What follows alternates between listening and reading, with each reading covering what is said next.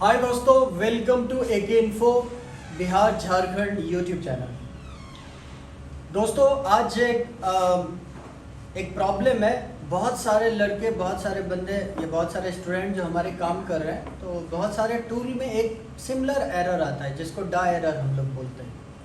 तो सबसे पहले हम समझने का कोशिश करेंगे कि डा क्या है, डा एरर क्यों आता है, और अगर एरर आता है तो उसका सल्यूशन क्या है, इस तमाम चीज़ के बारे में।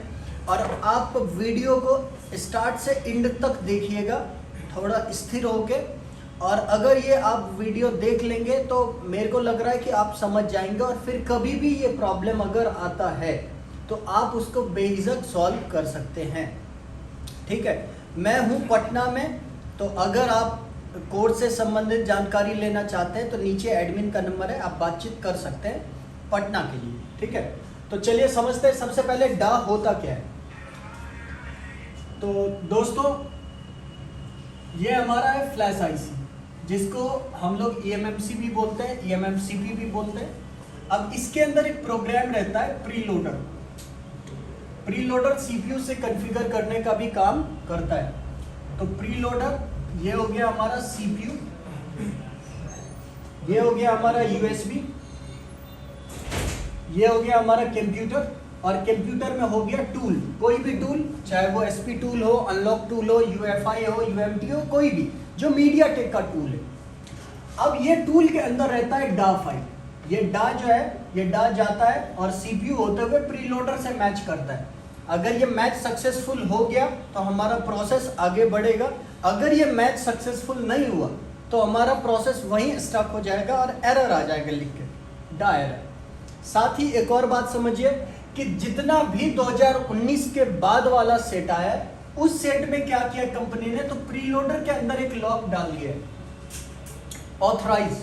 ठीक है, तो अगर नॉर्मली हम डाल लेके जाते हैं प्रीलोडर के पास, तो प्रीलोडर वो कनेक्ट नहीं कर पाता है और बार बार एरर आता है। तो उसके लिए हम क्या करते हैं, तो इस लॉक को बाईपास करने के लिए एमसीटी ऑथराइज टूल का यूज करते हैं, जो करता क्या है, तो प्रोटेक्शन को डिसेबल कर देता है, और प्रोटेक्शन डिसेबल हो गया और फिर हमारा डा जो है वो काम कर जाता है। ये तो समझ में आ गया, आया नहीं आया? ठीक है, अब होता क्या है कि नॉर्मली एरर क्यों आता है, उस एरर को हम समझते हैं। तो एग्जांपल के तौर पे जैसे एक एसपी टूल ले लेते हैं। एक एसपी टूल है जो 5.2020, ठीक है, ये लेटेस्ट टूल है, करेक्ट। अब ये टूल सपोर्ट करता है सपोज MT 6765 को, MT 6768 को, MT 6592 को, एंड और भी है। तो एग्जांपल के तौर पे समझिए कि ये 3 चिपसेट को सपोर्ट करते हैं। अब मेरे पास कोई सेट आ गया जिसमें सीपीयू है MT 6771, तो क्या इस चिपसेट को ये एसपी टूल या इसके अंदर जो डा है वो इसको कनेक्ट कर पाएगा? नहीं करेगा। नहीं। अब जैसे इस पे आप काम करेंगे तो काम करते समय एक एरर आ जाएगा जिसको हम लोग क्या बोलते हैं, डा एरर। अब यही काम देखिए बहुत सारे टूल में भी आता है। जैसे एग्जांपल के तौर पे आप अनलॉक टूल ले लीजिए। अनलॉक टूल, यहां पे सपोज मैं एक मॉडल ले लेता हूं रेडमी का, जैसे 6A। अब रेडमी 6A के अकॉर्डिंग जो इसमें सीपीयू है वो है 6765 का। अनलॉक टूल के अकॉर्डिंग सीपीयू नंबर क्या है? 6765। तो अनलॉक टूल डा किसका देगा? 6765। और पता चला कि वास्तविक में जो रेडमी 6A का सेट है उसमें सीपीयू है 6768 का। तो आप ये मॉडल लेके इस सेट पे काम करेंगे तो काम होएगा? एरर आ जाएगा। ऐसे ही यूएमटी में भी है, यूएफआई में भी है, बराबर। एरर तो समझ में आ गया क्यों आता है? अगर जो सीपीयू है उस सीपीयू के अकॉर्डिंग हम डा नहीं लेते हैं और फिर हम काम करेंगे तो एक एरर आ जाता है जिसे डा एरर। अब डा एरर का सलूशन क्या है? तो सबसे पहले लेटेस्ट टूल यूज करेंगे, काहे कि लेटेस्ट टूल में अपडेट आता रहता है, तो जो भी टूल बना रहा है वो बग को फिक्स करता है। जो गड़बड़ी है, बग क्या होता है? तो सॉफ्टवेयर की जो खामी है ना उसको बग बोलते हैं, तो बग को फिक्स करता है। तो इसीलिए जब भी यूज करें तो क्या करेंगे? दूसरा नंबर पे, आप जब कोई फर्मवेयर डाउनलोड करते हैं तो उस फर्मवेयर पे लिखा रहता है MT, जैसे सपोज 6768, ठीक है, एस्केटर फाइल लिखा रहता है ना? Yes, sir. ऐसे लिखा रहता है। Yes, तो yes. आप कोई भी जो आपके पास सेट है, अगर आप उसका फर्मवेयर डाउनलोड करते हैं तो उसमें आपको CPU नंबर पता चल जाएगा कि कौन सा CPU नंबर है। या आप चाहें तो गूगल का भी मदद ले सकते हैं, एक GSM एरिना साइट है, उधर बता देता है डिटेल में। तो आप गूगल पे क्या करेंगे, तो जो CPU नंबर है उस CPU नंबर के हिसाब से डाटा डाउनलोड करेंगे। बहुत सारे मतलब वेबसाइट हैं, मैं कॉपीराइट के कारण वो वेबसाइट का नाम नहीं ले सकता, अभी मैंने ले लिया गलती से, ठीक है। बहुत सारा साइट है, आप सीधा गूगल पे जाएंगे और जो चिपसेट रहेगा, सपोज MT 6768 है और इसका डा फाइल लिख देना है, ठीक है। तो बहुत सारे साइट है, एक M करके साइट है, आप सर्च कीजिएगा, एक G करके साइट है, बहुत साइट है, तो जिसपे आप विजिट करके, हाँ, जो चिपसेट होगा उसका डा डाउनलोड कर लेना। डा मिल जाएगा, इजीली मिल जाता है, तो आप डा डाउनलोड कर लेना, ठीक है। मतलब जो चिपसेट होगा, चिपसेट होगा उसका डा डाउनलोड करना,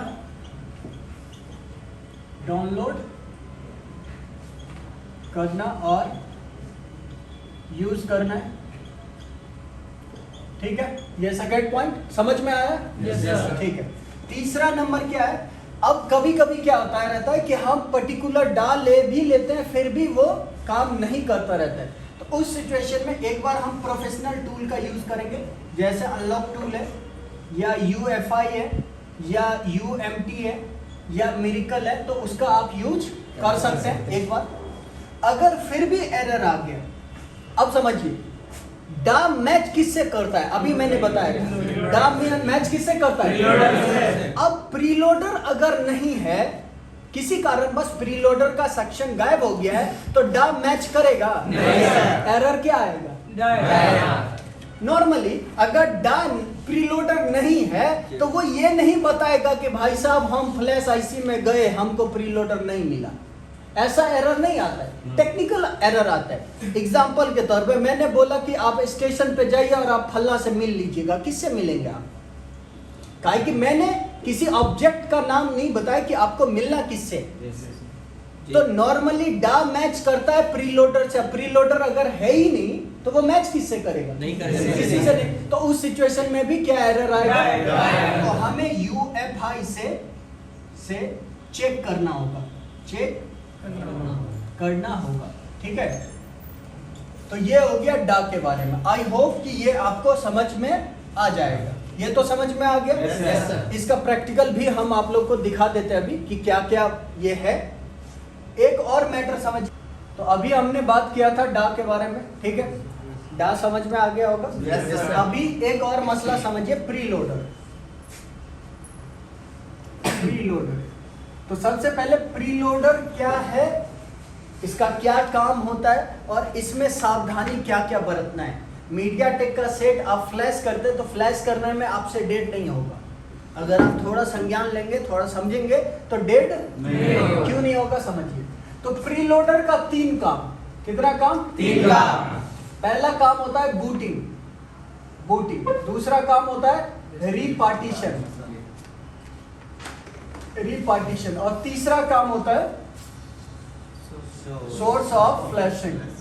प्रीलोडर का कितना काम? 3 काम। बूटिंग तो तुम लोग समझता है कि नहीं समझता? Yes, sir. System software equal to booting. Yes, sir. तो किसी भी डिवाइस, मीडियाटेक वाले में डिवाइस में बूटिंग का जो काम है, सिस्टम सॉफ्टवेयर का जो काम है, वो कौन करता है? प्रीलोडर करता है। कौन करता है? प्रीलोडर। दूसरा अच्छा रिपार्टीशन समझता है? फ्लैश IC के अंदर पार्टीशन होता है, 4 पार्टीशन।